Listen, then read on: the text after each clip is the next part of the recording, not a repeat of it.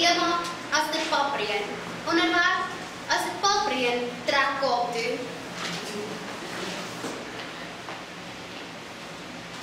Ja, 40 dae agtereen en 40 nagte lank gereën. Dis 'n rekord tot op hede. Meneer, mag ek meneer iets vra? Maar al te seker, Japie. Ja, was die boere toe tevrede? Onmoontlike tweeling deur A.G. Visser. Voorsitter, dit is duidelik. As die papreën trek Kaap toe. Daar sal 'n binnelander moes tevrede wees.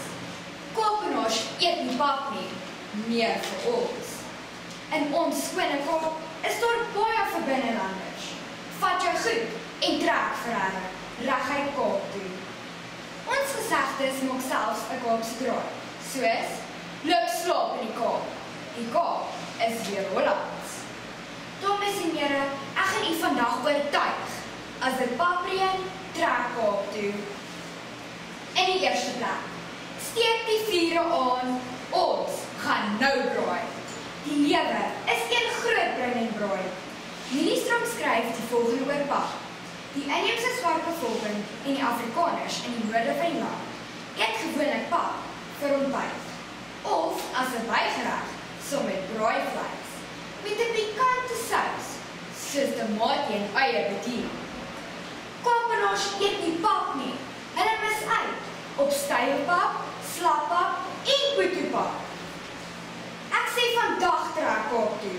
Daar skep ons geleenthede. Amerikaanse skrywer en ekonoom Dr. Michael Madison skryf in sy boek The Success Equation om geleenthede raak te sien en om aan te gryp is 'n groot faktor tot sukses.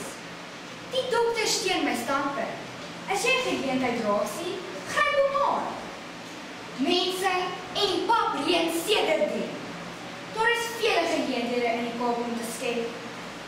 In die tweede plek, die groot trek terug. Dames en here, soos julle weet, was die groot trek 'n grootskaalse landsverhuising van ongeveer 10.000 siele uit Kaap, noordwaarts op soek na 'n beter lewe.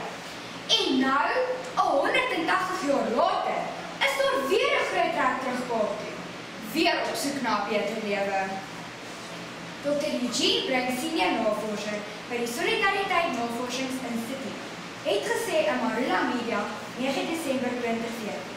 Die Weskaap kraai koning en munisipale dienslewering in die provinsie is baie beter as in die res van die land. Vat 'n mond vol pap. Ek pak sommer klaar my tasse. Vriende, ek sê luidkeels, trek terug Kaap toe. Die pap reën 'n beter lewe daar.